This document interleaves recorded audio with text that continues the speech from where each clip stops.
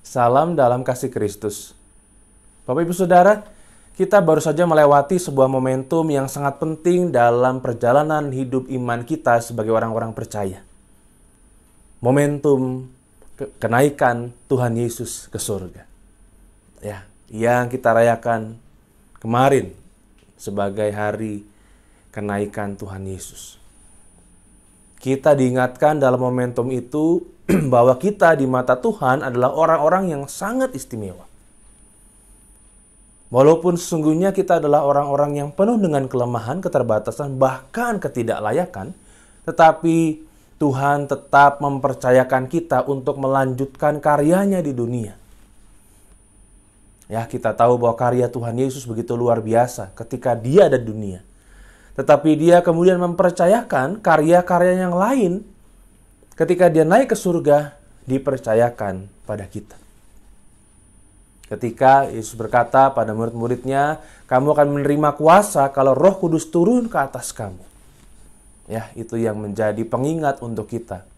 Bahwa kita pun juga adalah bagian dari para murid yang akan menerima kuasa kalau Roh Kudus turun ke atas kita. Lalu kuasa itu untuk apa, Ibu Saudara? Saya mengajak kita untuk merenungkan salah satu bagian firman Tuhan yang saya percaya sudah sangat familiar buat kita. Dari rangkaian bacaan Yohanes pasal 8 ayat 1 sampai dengan 11 tentang seorang perempuan yang kedapatan berzina, lalu ada beberapa orang yang sudah siap untuk menghukum mereka, melempari mereka dengan batu. Dan soal itu dipertanyakan kepada Tuhan Yesus. Satu bagian dari bacaan ini yaitu ayat 10 dan 11 akan saya bacakan buat kita. Lalu Yesus bangkit berdiri dan berkata kepadanya, "Hai perempuan, di manakah mereka?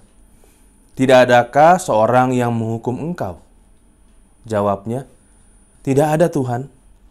Lalu kata Yesus, "Aku pun tidak menghukum engkau. Pergilah dan jangan berbuat dosa lagi mulai dari sekarang." Kalimat yang terakhir tadi, Bapak Ibu Saudara. Kalimat yang tentu sudah sangat familiar buat kita.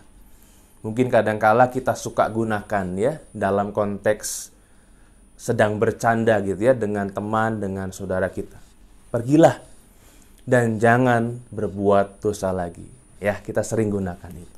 Tapi apakah kita juga memaknai bahwa itu merupakan sebuah seruan, ajakan, perintah yang sangat besar artinya untuk kita? Ketika perempuan ini seharusnya dihukum dengan berbagai macam kesalahan yang sudah dilakukannya, tetapi kemudian Tuhan Yesus mengatakan, "Aku pun tidak menghukum engkau." Bukankah itu sebuah privilege, sebuah keistimewaan yang didapati oleh sang perempuan itu?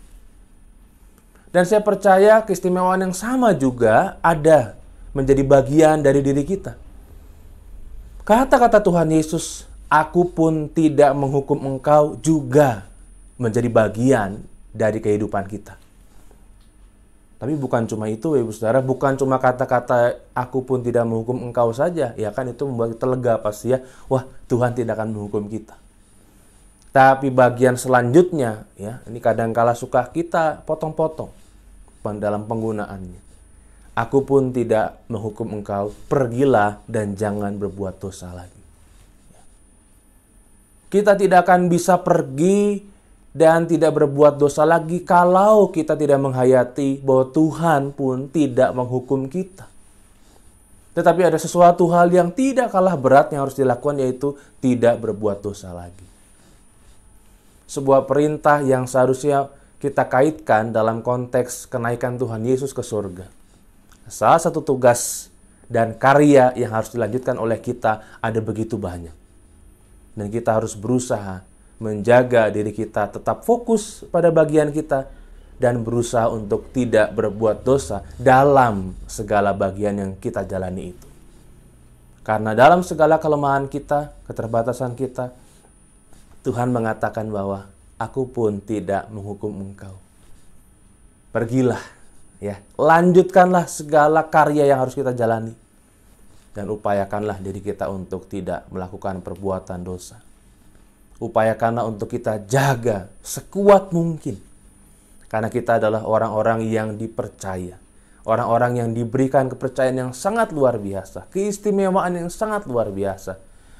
Ya, alih-alih mendapat hukuman yang seharusnya menjadi jatah kita, tapi kita justru mendapat keistimewaan.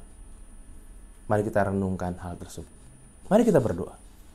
Terima kasih Tuhan, karena di mata Tuhan kami tetap istimewa, di mata Tuhan kami tetap berharga. Bahkan Tuhan mengasihi kami.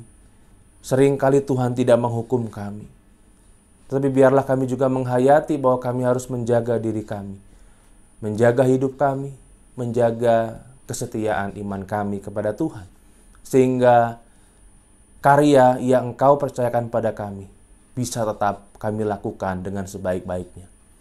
Terima kasih Tuhan, kami percaya dalam kehidupan kami, Engkau senantiasa hadir, Engkau setia menyertai dan memelihara kami. Dalam Kristus kami berdoa. Amin. Sebuah pujian untuk kita renungkan bersama. Tuhan Yesus memberkati.